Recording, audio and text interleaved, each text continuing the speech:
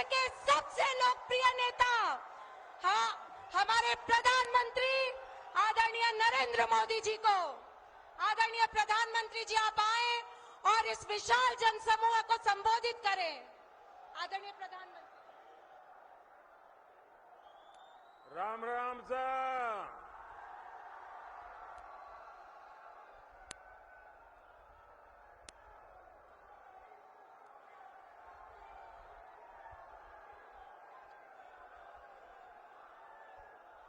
भारत माता की,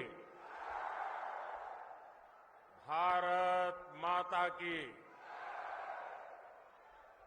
शक्ति स्वरूपा जीण माता जी, सालासर बालाजी महाराज, बाबा खाटू श्याम जी और वीर गोगाजी महाराज ने मारो बारंबार प्रणाम। राजस्थान पराक्रम और परिश्रम की धरती है। ये वीर माताओं की धरती है। ये वीर बेटों को जन्म देने वाली वीर वीरांगना माताओं की पवित्र भूमि है। और इसीलिए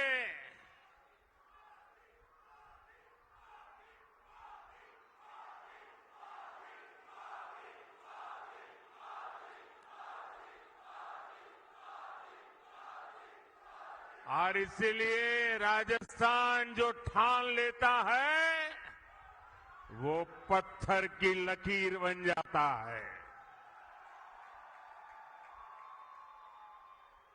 और यही जज्बा मेरे सामने देख रहा।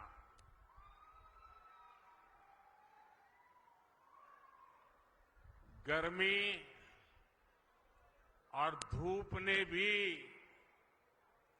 हिम्मत की परीक्षा लेना शुरू कर दिया है। लेकिन आज देखिए परमात्मा की कृपा, मौसम जरा ठीक लग रहा है। और जब कुदरत साथ देती है ना तो इशारा भी करती है कि हवा का रुख किस तरफ है।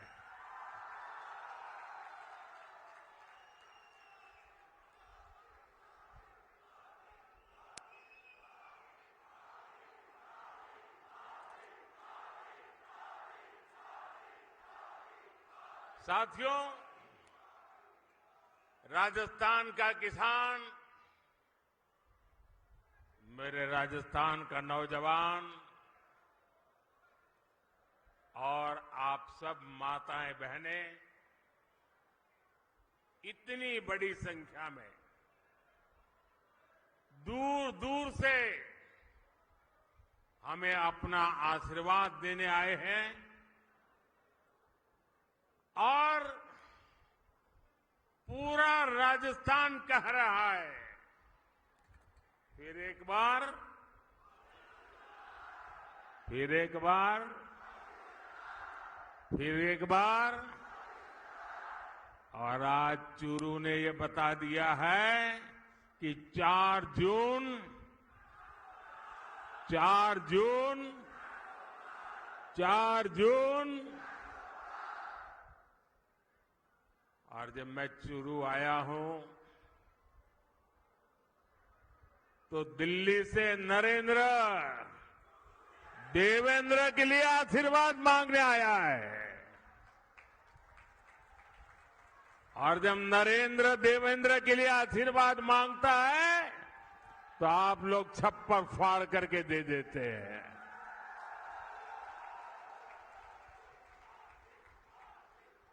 साथियों, बैठिए देवेंद्र जी। आज पूरा देश विकसित भारत होने के संकल्प पर काम कर रहा है।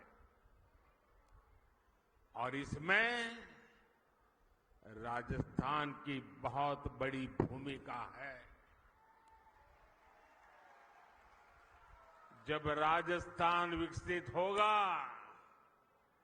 तो भारत भी विकसित होगा। बीते 10 साल में मोदी ने देश में जो काम किए हैं, उन्होंने विकसित भारत की नींव तैयार कर दी है।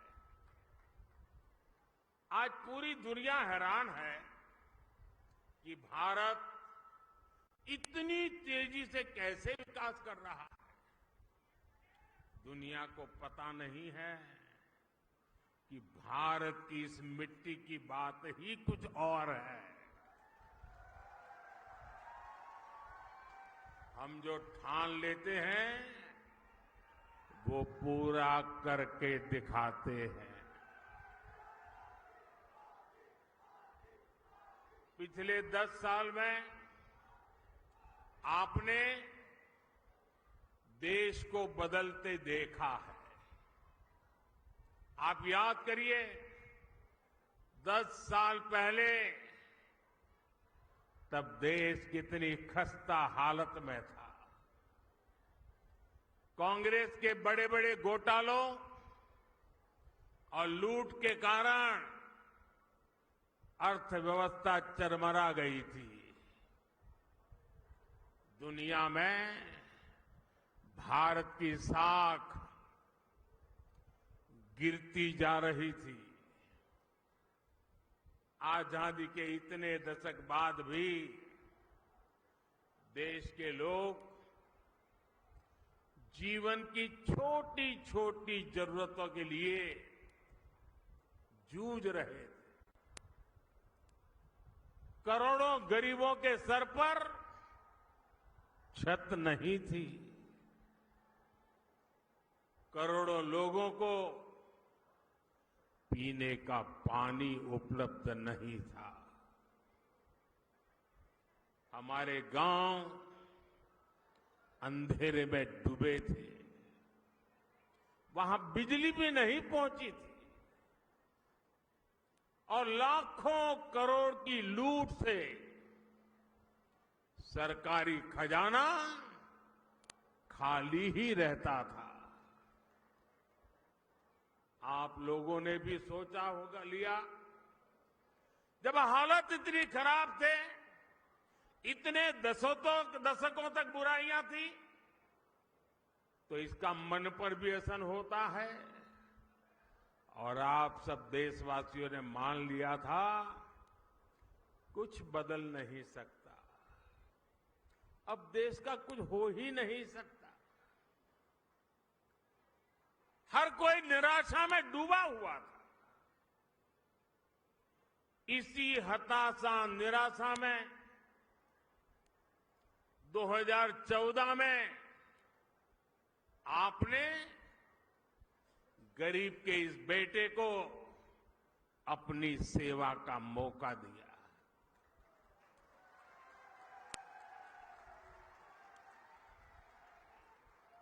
हताशा निराशा ये मोदी के पास भी नहीं फटक सकती। और मैंने तय किया कि हालात बदलने ही होंगे। और मेरे लिए तो मेरा भारत मेरा परिवार है।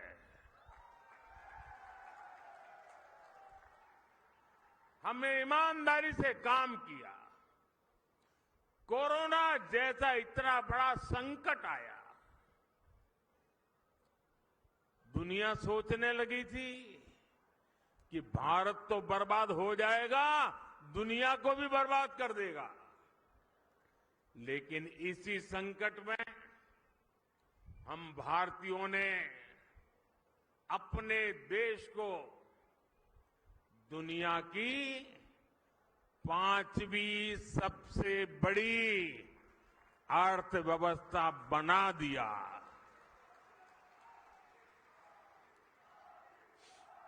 हम भी कह सकते थे भाई क्या करूं, पूरी दुनिया में आपदा आई है, हमारे यहां भी आपदा आई है, मैं क्या करूं। और हो सकता है देश वाले मान भी लेते, लेकिन मोदी ने वो रास्ता नहीं चुना।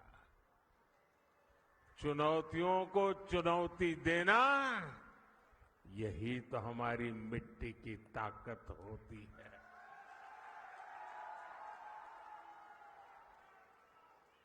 और हमारे राजस्थान में तो कहते हैं, अपनी करनी पार उतरनी। हमने परिश्रम किया और परिणाम ला करके दिखा दिया। 10 वर्षों में हमने करोड़ों गरीबों को प्रधानमंत्री आवास योजना के तहत पक्के आवास दिए, पक्के घर दिए, जिनकी 3-3, 4-4 पीढ़ी झुग्गी झोपड़ी में जिंदगी गुजारती थी, जो फुटपाथ पर जीने के लिए मजबूर थे, ऐसे करोड़ों लोगों को पक्के घर दिए। और मुझे खुशी इस बात की है कि हमने जो पक्के घर दिए ना, उसमें अधिकतर पक्के घर मेरी माताओं, बहनों, बेटियों के नाम पर है। वरना हम तो जानते हैं, हमारी समाज रचना ऐसी रही है कि घर होगा तो पुरुष के नाम पर, गाड़ी होगी पुरुष के नाम पर, खेत होगा पुरुष के नाम पर, दुकान होगी पुरुष के नाम पर, सब कुछ पुरुष के नाम पर। मोदी ने तय कर लिया कि सरकार जो घर देगी वो मेरी महिलाओं के नाम पर होगा। आप याद करिए, पहले जब घर बनाने के नाम पर योजनाएं आती थी, तब क्या होता था? गरीब को पता भी नहीं चलता था, उसके नाम का पैसा सरकार में बैठे लोग और उनकी पार्टी के लोग खा जाते थे। लेकिन अब पैसा सीधे गरीब के खाते में जा रहा है। अब गरीब को पक्का घर भी मिल रहा है, घर में जरूरत की सुविधाएं भी मिल रही है। साथियों, आज जब हम जल जीवन मिशन योजना लेकर घर घर में पानी का कनेक्शन भी देने का लगातार प्रयास कर रहे हैं। राजस्थान में करीब 50 लाख घरों में पीने का पानी पहुंचाने का कनेक्शन दिया जा चुका है। कांग्रेस सरकार हमारी इस योजना में भी भ्रष्टाचार करने का मौका नहीं छोड़ती थी। अब उन कमियों को भी दूर किया जा रहा है। वहां पीछे सुनाई नहीं देता क्या? सुनाई दे रहा है? अच्छा, ये तो आपका उत्साह है इसलिए।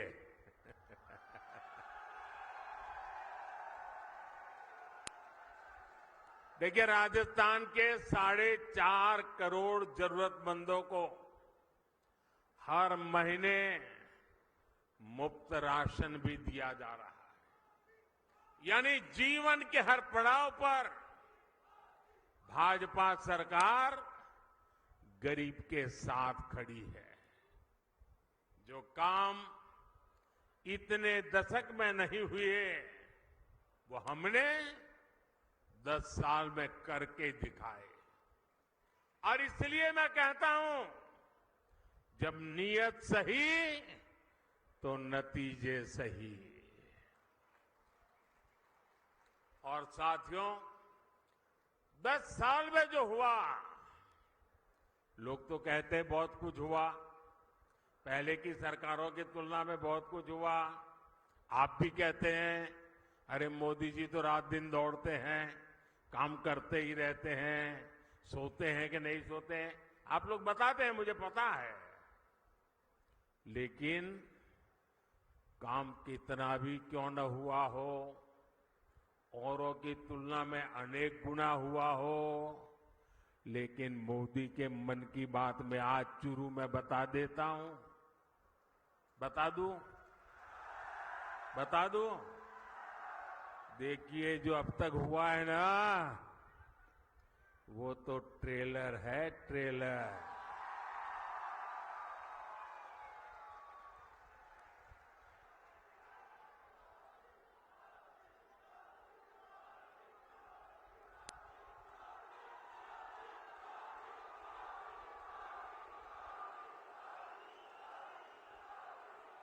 आप आजकल बड़ी बड़ी होटल में खाना खाने जाते हैं ना, तो पहले एपेटाइजर लेकर के आते हैं, थोड़ी थोड़ी 2-3-4 जरा बड़ी चटाकेदार चीजें परोसते हैं। तो कभी लगता है यार इतना आ गया, पेट तो भर गया, आप खाना क्या खाएंगे। ये जो मोदी ने किया है ना, वो तो एपेटाइजर है, एपेटाइजर। अभी तो पूरी खाने की थाली आधी बाकी है। बहुत कुछ करना है भाइयों, बहुत सारे सपने हैं। हमें देश को बहुत आगे लेके जाना है। साथियों, आज देश में मोदी की गारंटी की चर्चा हो रही है। मोदी की गारंटी कैसे पूरी होती है और कितनी रफ्तार से पूरी होती है, राजस्थान उसका बहुत बड़ा उदाहरण है। मैंने मेरी माताओं बहनों को गारंटी दी थी कि गरीबों का उज्ज्वला सिलेंडर सस्ता किया जाएगा। ये गारंटी पूरी हो गई है। मैंने युवाओं को गारंटी दी थी कि बीजेपी सरकार बनते ही कांग्रेस के पेपर लीक इंडस्ट्री के खिलाफ जांच बिठाई जाएगी। ये गारंटी भी पूरी हो गई है। मैंने ये भी गारंटी दी थी कि राजस्थान का मेरा किसान, शेखावटी के मेरे लोगों के लिए पानी की समस्या को खत्म किया जाएगा। जिस ईआरसीपी प्रोजेक्ट को कांग्रेस ने लटका कर रखा था, हमने उसे न केवल स्वीकृत किया बल्कि तेजी से काम भी जारी है। इससे पीने के पानी और लाखों हेक्टेयर जमीन को सिंचाई का भी लाभ मिलेगा। हमने हरियाणा से समझौता करके शेखावटी में पानी लाने का रास्ता भी साफ कर दिया है। भाइयों और बहनों, भाजपा जो कहती है वो जरूर करती है। दूसरी पार्टियों की तरह भाजपा केवल घोषणा पत्र नहीं जारी करती, हम तो संकल्प पत्र लेकर के आते हैं। 2019 में हमने जो संकल्प पत्र जारी किया था, उसके ज्यादातर संकल्प पूरे हो चुके हैं। और 2 साल कोविड के संकट के बावजूद भी मोदी ने आपको जो वादा किया था, वो वादा पूरा करने के लिए एड़ी चोटी का जोर लगा दिया है। राजस्थान के मेरे भाई बहन जम्मू कश्मीर की धरती पर जो मेरे वीर जवान शहीद हुए ना, उसमें मेरे इस शेखावटी के जवान भी शहादत मोली थी। उस जम्मू कश्मीर जहां पर मेरे राजस्थान के वीरों का रक्त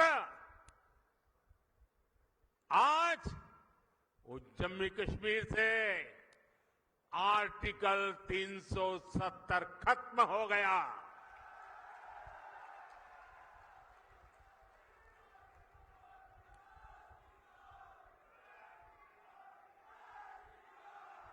तीन तलाक पर कानून हमारी मुस्लिम बहनों की मदद कर रहा है। और मेरी मुसलमान माताएं बहनें समझे, ये तीन तलाक आपके जीवन पर तो खतरा था ही था। मेरी मुस्लिम बेटियों के सर पे तलवार लटकती रहती थी। मोदी ने आपकी रक्षा तो की है, लेकिन मोदी ने हर मुस्लिम परिवार की भी रक्षा की है, क्योंकि मुस्लिम परिवार का वो पिता वो कभी सोचता था कि बेटी की शादी करके भेजा तो है, 2-3 बच्चे हो जाएंगे, उसके बाद अगर वो 3 तलाक करके वापस भेज देगा तो मैं बेटी को कैसे संभालूं।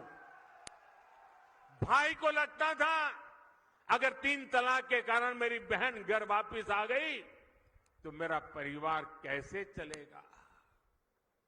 हर मां को लगता था कि इतने उत्साह और उमंग के साथ बेटी को शादी करके भेजा है, लेकिन 3 तलाक कह करके अगर बेटी को लौटा दिया तो मेरी बेटी की जिंदगी का क्या होगा। यानी पूरा परिवार 3 तलाक के नाम पर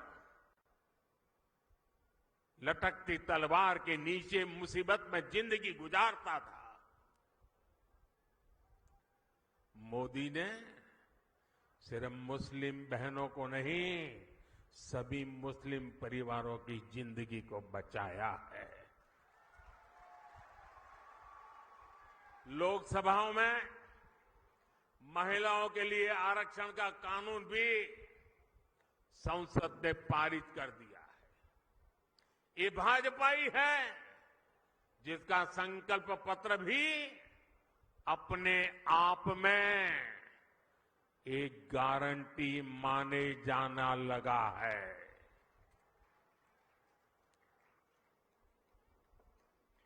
साथियों,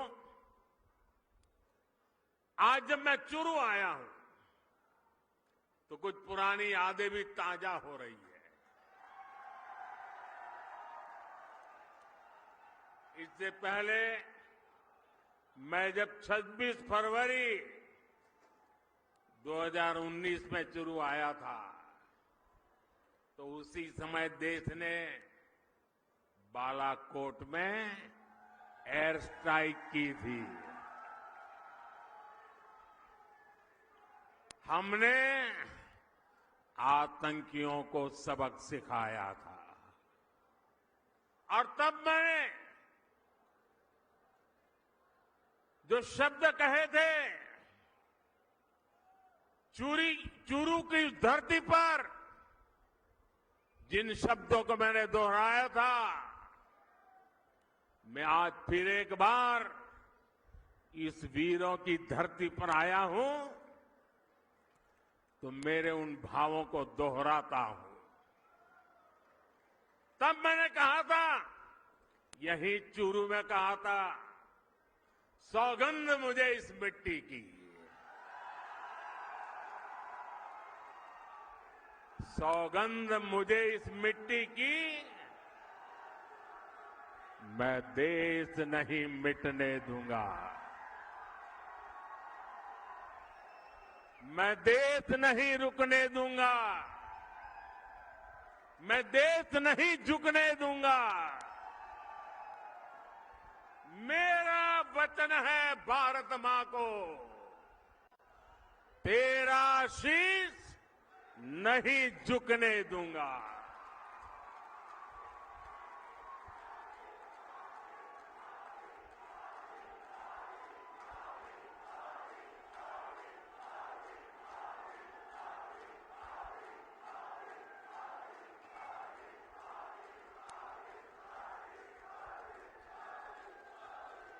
लेकिन साथियों, आपको याद होगा हमारी सेना ने जब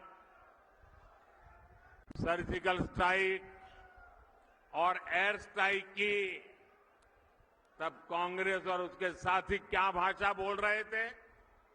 इसी गठबंधन गठबंधन के लोग हमारी सेना से शौर्य के सबूत मांग रहे थे। भाइयों और बहनों, सेनाओं का अपमान, देश का विभाजन, ये कांग्रेस पार्टी की पहचान है। जब तक इंडी अलायंस के लोग सत्ता में रहे, इन्होंने हमारे जवानों के हाथ बांध कर रखे। दुश्मन हमला करके चला जाता था, ये जवानों को जवाब देने की इजाजत नहीं देते थे। हमारे जवान 1 रैंक 1 पेंशन की मांग करते थे, कांग्रेस ने इसे भी पूरा नहीं होने दिया।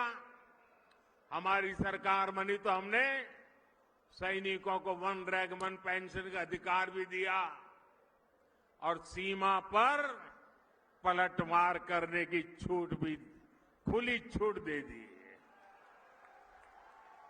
आज दुश्मन को भी पता है ये मोदी है, ये नया भारत है। ये नया भारत घर में घुसकर मारता है।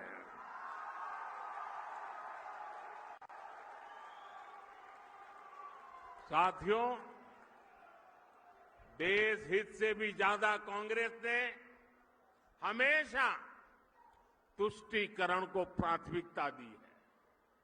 ये लोग तुष्टीकरण के लिए किस हद तक जा सकते हैं, ये देश ने देखा है।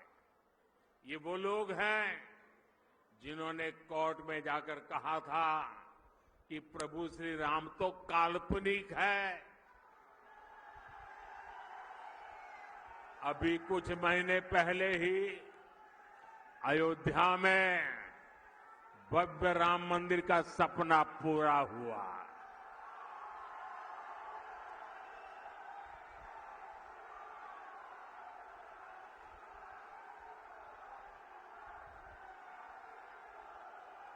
पूरा देश प्राण प्रतिष्ठा का उत्सव मना रहा था, लेकिन कांग्रेस पार्टी खुलेआम हमारी आस्था का अपमान कर रही थी। साथियों, देश ने कांग्रेस के पापों की हमेशा कीमत चुकाई है। और अभी तो एक मुझे पत्रकार बता रहे थे कि कांग्रेस पार्टी ने एक एडवाइजरी निकाली है और एडवाइजरी भी इतनी डरे डरे निकाली है। उन्होंने कांग्रेस की सभी इकाइयों को कहा है कि अयोध्या राम मंदिर की चर्चा अगर निकल पड़े तो मुंह पे ताला लगा देना, कुछ बोलना ही मत। उनको लगने लगा है कि अगर राम का नाम लिया तो पता नहीं कब राम राम हो जाए। ये हाल हो गया उनका, एडवाइजरी निकालनी पड़ रही है। भाइयों बहनों,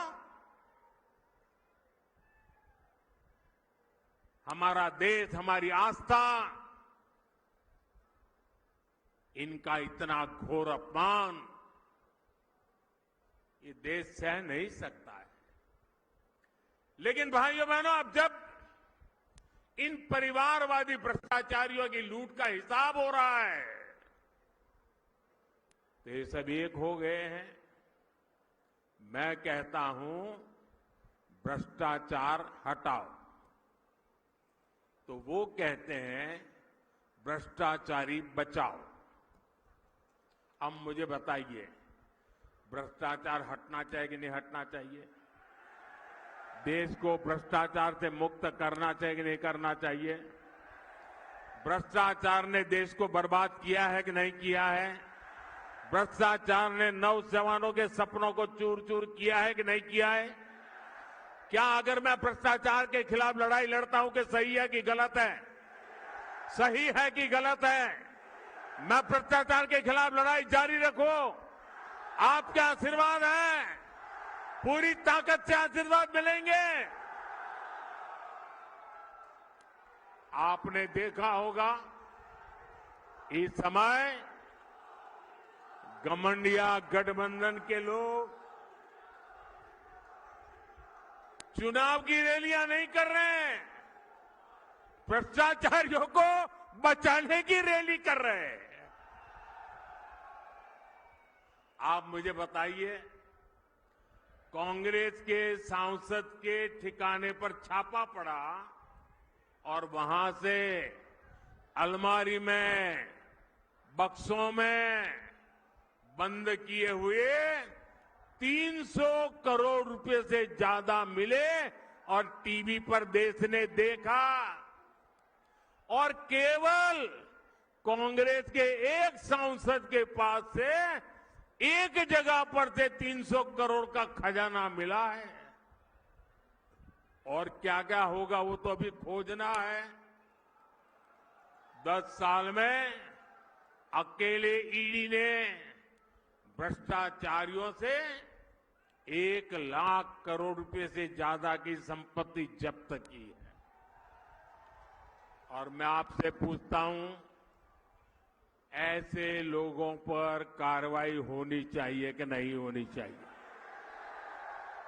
ऐसे लोगों ने जिंदगी जेल में बितानी चाहिए कि नहीं बितानी चाहिए? मैं इन भ्रष्टाचारी परिवारवादियों से कहना चाहता हूं, कितने भी झूठ फैला लो, ये मोदी डरने वाला नहीं है। साथियों, कांग्रेस और इंडी गठबंधन का सिर्फ अपना हित, यही उनका कार्यक्रम है। इन्हें गरीब, दलित, शोषित, वंचित के कल्याण से, उनके सम्मान से कोई मतलब नहीं है। ये वही लोग हैं जिन्होंने कभी बाबा साहब आम्बेडकर का सम्मान नहीं किया। इसी कांग्रेस ने बाबा साहब को दशकों तक भारत रत्न नहीं मिलने दिया। इन लोगों ने देश में आपातकाल लगाया, संविधान को बंधक बनाया।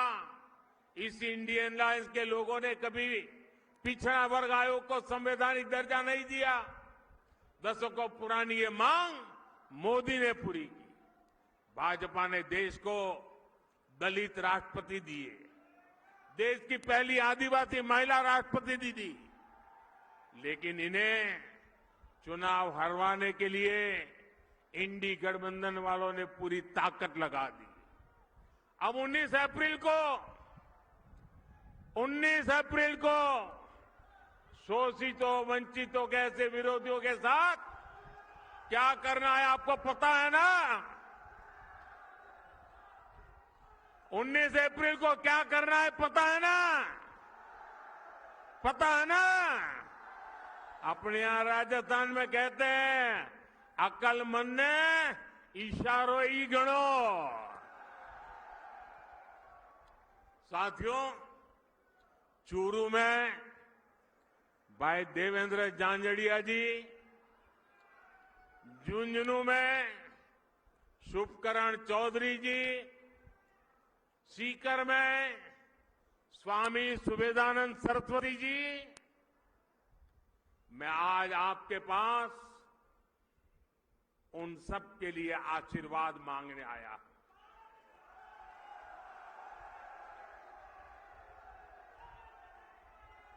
और आप में से बहुत कम लोगों को पता होगा, मैं आज बता देना चाहता हूं,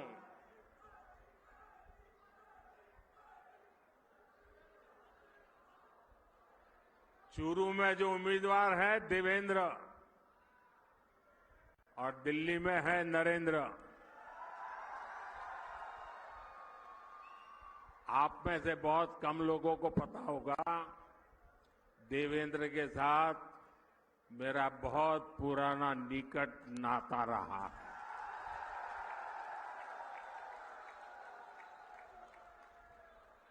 और जब मैं देवेंद्र को पहली बार मिला, जब मैंने उसकी मां की बातें सुनी, मेरे मन को छू गया कि मेरे देश की आन बान के शान के लिए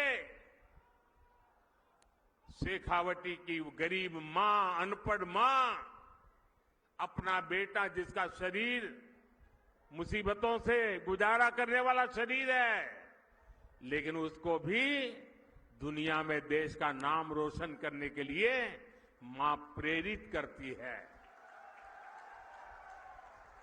और देवेंद्र भी गरीबी की परवाह किए बिना जी जान से जुट करके भारत का सम्मान बढ़ाया है।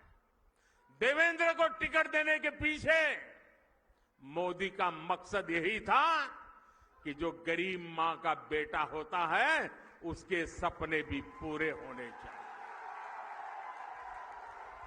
मोदी का देवेंद्र को टिकट देने का मकसद यही था कि मेरे देश के जो खिलाड़ी हैं, पूरे हिंदुस्तान के खेल जगत के बेटे बेटियां हैं, उनको प्रोत्साहन मिले कि आपका खेल का कार्यकाल ये देश कभी भूलने वाला नहीं है और उसका सिंबल ये हमारा देवेंद्र है।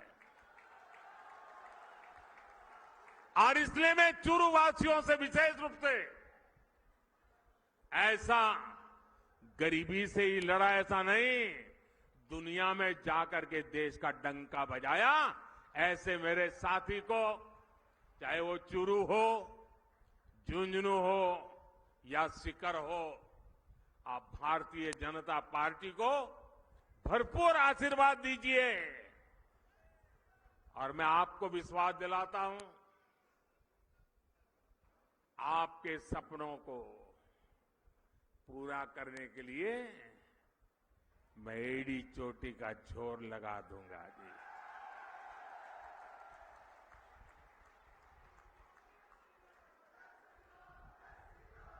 गर्मी कितनी क्यों न हो, मतदान पूरा होगा कि गर्मी के कारण मतदान कम होगा, ऐसा नहीं होगा ना। घर घर जाएंगे, माताओं बहनों को मेरी बात बताएंगे, चुनाव जीतने के लिए मतदान करेंगे। अच्छा, मेरा एक और काम करेंगे, मेरा पर्सनल काम है, करेंगे। घर घर जाकर कहना कि हमारे मोदी जी चुरू आए थे और मोदी जी ने आपको प्रणाम भेजा है।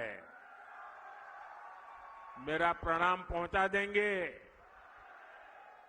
मैं यहां भाजपा के सभी वरिष्ठ नेताओं को भी सार्वजनिक रूप से प्रार्थना करता हूं। सार्वजनिक रूप से कभी कभी करना पड़ता है। ऐसा है कि चुनाव का समय है, हर किसी के जिम्मे बहुत सारा काम है, लेकिन इनको मन में रहता है कि प्रधानमंत्री जी आए और हम नहीं जाएंगे तो कैसा लगेगा। मेरी आप कार्यकर्ताओं से विनती है कि आप बिल्कुल मेरी चिंता छोड़ दीजिए। सभी कार्यक्रमों में वरिष्ठ लोगों को दौड़ने की जरूरत नहीं है। कोई छोटा कार्यकर्ता भी रहेगा तो मोदी भी छोटा है, छोटे के बगल में बैठ जाएगा। आप कृपा करके सभी कार्यक्रमों के लिए मत दौड़िए। मेरे साथ बोलिए, भारत माता की, भारत माता की, भारत माता की।